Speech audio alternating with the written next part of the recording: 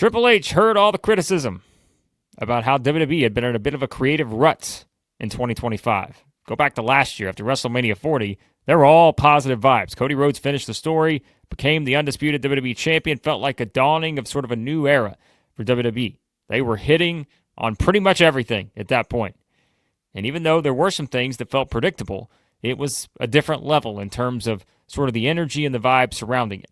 Of course, fast forward to this year was not the same coming out of WrestleMania 41. We had a lot of backlash to the way things ended, not because John Cena won the title, but how John Cena won the title. With Travis Scott interfering, no Rock, how it made Cody Rhodes look. There were other things on the show people were not particularly thrilled about. That's been the case this year. Of course, there was plenty of sort of controversial reaction to Jey Uso winning the Royal Rumble earlier in the year. There have been other things along the way where it felt like WWE at times had sort of gotten into this pattern where it felt sort of either predictable or it just sort of went a direction you were not expecting, and maybe that wasn't a good thing. But now, after this week's edition of Raw, people were asking, beforehand, what happened to the game I love? Well, Triple H said, the game's got you, because this was easily one of the best Raws of the year. And, as we know, there were some significant developments, and there are two in particular, I think, that hinted at some big things to come when it comes to the two World Championship pictures. Let's start with the one that started the show, and that was John Cena and CM Punk face-to-face again. We knew we were going to get this at some point. We were thinking maybe CM Punk is the guy who's going to be the final opponent for John Cena. When you started to kind of look ahead and see all the options they had, Punk was just one of the clear choices, right? Not so fast, because they're going to do it in 3 weeks in Saudi Arabia at Night of Champions now, as we know. So they went ahead, sort of fast-track this one. They're going to do this now. Cena and CM Punk. And so that is obviously something that maybe a lot of people were not necessarily expecting. We were talking about who could they sort of run as your main event maybe at Night of Champions. We knew John Cena was going to be there. We talked about that after the Money in the Bank reaction show on Saturday. We knew that Cena was going to be there. He was sort of the main advertised guy. It's his last time in Saudi Arabia, right, as part of this farewell tour. And so we knew Cena was going to have a big match. We talked about, well, could they do Logan Paul based on sort of the dissension that they had teased between those two, both on SmackDown and at Money in the Bank. Could they do Cody after Cody pinned him at Money in the Bank? Those are two clear options. But they said, nope, let's do CM Punk. And obviously, it's a huge match. It's one that we've all been waiting for ever since Cena announced this retirement tour. We knew he was going to get to some of his biggest rivals. And whether you can argue that Randy Orton may be the biggest, I would argue that CM Punk was probably his best in terms of the rivalries. Probably for me, CM Punk and Edge were probably right there at the top when it comes to John Cena's best rivalries throughout his career. And so they're going to do this now. And so what does that mean for John Cena at SummerSlam? Well, we know that Cody Rhodes is part of this King of the Ring tournament, which saw a certain someone advance that we'll get to here in just a second on this week's Raw. But Cody's part of this tournament. And so Cody can earn his way to face John Cena at SummerSlam and still give us one of those main events for the two-night SummerSlam, because it looks like one of them is off, and we'll talk about that again here in just a second. But it does look like we're at least heading towards the idea that John Cena versus Cody Rhodes would seem likely, because initially when CM Punk and John Cena were in the ring on Raw, people were wondering, hey, does this mean we're getting Cena and Punk at SummerSlam? Well, clearly not, because we're getting it at Night of Champions, and I don't think they're going to run it back if they are promoting it as sort of the last match, is the way John Cena phrased it on Raw. So that tells you that clearly Cena's going to have other plans at SummerSlam, and Cena's going to have other plans for his final opponent. You guys let me know in the comments below. Now, has your opinion changed? Who is going to be Cena's final opponent once we get there? Because it doesn't look like it's going to be Punk anymore. Speaking of Cody, as we said, Cody could be in a position where he wins the tournament, he gets the opportunity to face Cena at SummerSlam. But here's the thing. Cody doesn't need to win the tournament to face Cena. He's already pinned him in the tag team match at Money in the Bank. So to me, that should cancel Cody out as the winner of this King of the Ring tournament. Would it be surprising to see Cody in the finals? Of course not. Because if you have Cody in the finals, if that is a realistic possibility, or someone else maybe comes out of that side of the bracket, they're going to go on to face who I think is probably still the leader in the clubhouse when it comes to the likely winners of this tournament. And that does bring us to the other World Championship picture, which completely changed on Monday, as it was Gunther, defeating Jey Uso to become the World Heavyweight Champion yet again. Jey's reign ends after beginning less than 2 months ago at WrestleMania 41. So Gunther wins. That was a bit of a surprise. We talked about it for the past week or so now. We were setting up the scenarios where Jey is going to be exhausted. He's going to have nothing left, but it's the valiant babyface, right, who overcomes the odds and defeats the ring general, Gunther, to retain the title. That seemed to be the most predictable element. And again, given the fact that there had been sort of a trend with WWE television where either you thought you were going to get interference, you were going to get sort of a schmoz, something, you didn't really think you were necessarily getting a clean finish, perhaps one way or the other. And if you did, you were expecting something else to happen. That had been sort of the precedent that they had set over this past little bit. However, again, the game said, let me cook up something special for you, because Gunther defeats Jey straight up.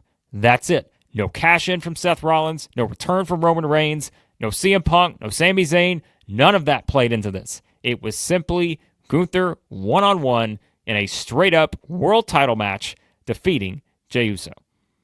And so, that's kind of your reset now. Because as we look forward, I think things do start to become a little bit more clear. Doesn't mean they're predictable, but they become a little bit more clear in terms of the options that are now available. We thought initially, with the way they were teasing it, the Jey and Sami stuff, come on, we got to get to that, right? Triple H said, I don't think so. We were talking about the other thing, where Seth Rollins, why would he wait to cash in? You had two exhausted guys here in Gunther and Jey Uso. Why would Seth Rollins wait to cash in? They're going to be exhausted, and they were at the end of this match. But Rollins did wait.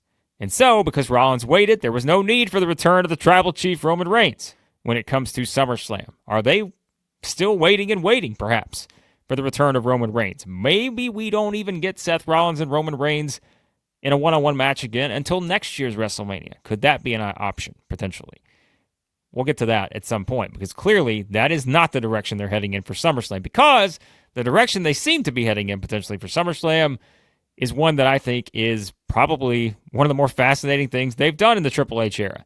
And I'm going to bring it up here. If you're on social media, if you're on X, you've probably seen this tweet already from the one and only Solomonster himself. Jason Solomon, after Raw, brings up and connects all the dots, potentially, now with the way this King of the Ring tournament could play out and with the way they did the title switch last night.